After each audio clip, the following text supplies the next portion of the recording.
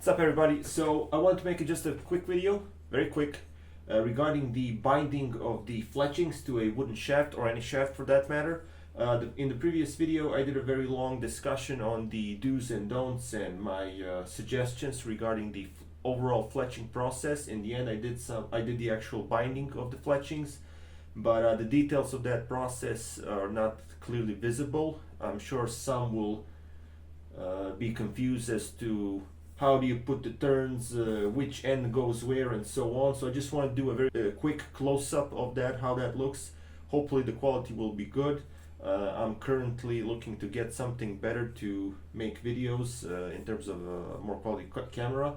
So I'm just going to be using a bare shaft. This is what you get when you buy one, 8.5 millimeters wood, cut in self-knock. There's no need for fletchings. I'm just gonna be showing you the actual binding process. Fletchings or not, it doesn't really change anything.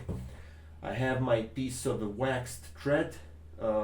60 centimeters is all you need. 2 feet. Like anything, even this is probably too much, but anything more than that is just too excessive. If you just want to have a lot of turns because you like how it looks, fine. 60 centimeters, 2 feet, it's all you need. It's a waxed thread, which I recommend. And the third thing is the actual loop. So I'm going to be using a small piece of thread to make a loop. I'm going to make the loop right now. Use whatever knot you know how to. I'm going to make a figure 8 because that's what I've been always doing. That's what I was taught to do. And curling up always means creating knots, so be careful about that. But I will give you a few suggestions as to how to avoid that. Again, it's a simple loop. That's all that it is. Okay? We're going to be using this loop to make a very clean and tidy up binding. This is the most cleanest, fastest, and easiest way to how to do it. There are no obvious knots, nothing. So I'm going to shift the camera and give you a close-up view of how that looks right now. Okay, here we go. So I have my shaft. I have my loop, simple loop, nothing special, and I have my thread that I'm actually going to be using for binding. This is a relatively smooth thread. You know, find something that doesn't introduce a lot of friction. That's basically it. Just find something that slides easily. Okay, that's it. Take your shaft, take the actual thread for binding, put the point, the bottom point, pinch it with your index finger and let it just go up. Okay, nothing special here. Take the remaining end, put it around it. Okay, and hold it. Okay, that's all that we're doing right now. Is just the remaining goes over it and holds it in place. Put a second and put a third turn. Okay, it now has what to hold it. That's all that it is. 3 turns. I can sort of tidy this up. This part that's sticking, I can bring it closer. Again, hold with your fingers. Pull it tighter. Pull this part tighter. Pull everything tight.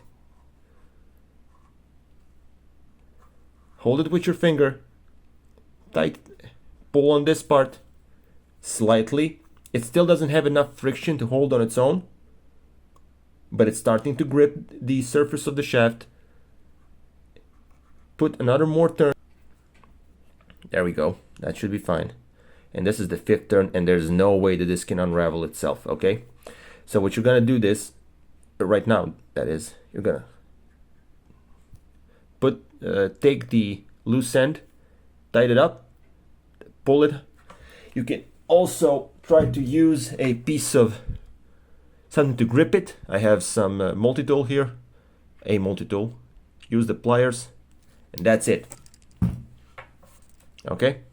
It's just the thread keeps itself on by turning around the running end.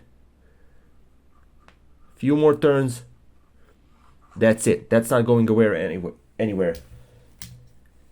Cut the excess. You don't have to cut it flush. Again, the remaining turns will go over it. That's it. Cover it up. and you're done with that part. Now, take your loop, put it over the turns, okay? Just over the turns and against the shaft. And now start turning. Use your fingers to hold it in place. Have to sort of maximize your finger usage here, as with other things in life. And just turn over it. Keep turning. Now the amount of turns they're gonna depend on where did you start with this compared to where the base of the fletching starts. In most cases, this is more than plenty, okay? Hold the running end with your finger. That's it, nothing is unraveling, nothing is getting undone. And as I advised in the previous video, pull a little bit of the loop inside, pull until only a small part is remaining. The reason why you want to do this is because, again, this is synthetic thread. The more, if you keep the loop this long, okay, and you put the running end through it, as I did right now, look what's more than likely going to happen. Okay, this time it turned okay, but see this? It's already twisting. Don't do that. Leave only a small part remaining. This is it. This is all that it takes.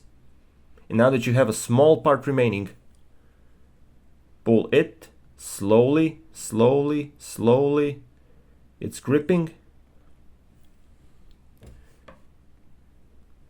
Put your finger inside the loop, 2 fingers, so you can pull easier. It's going inside, and it's out. Okay, now that it's out, there's no reason for you to keep pulling and pulling, because you're gonna disturb the already existing threads. Take this running end, cut it off, and pull the little remaining thread under, and that's it. Now this is excess that you can cut off.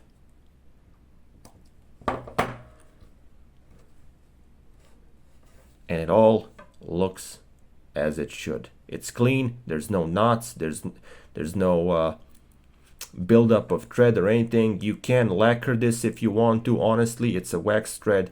You can leave it as is. Okay, that's it.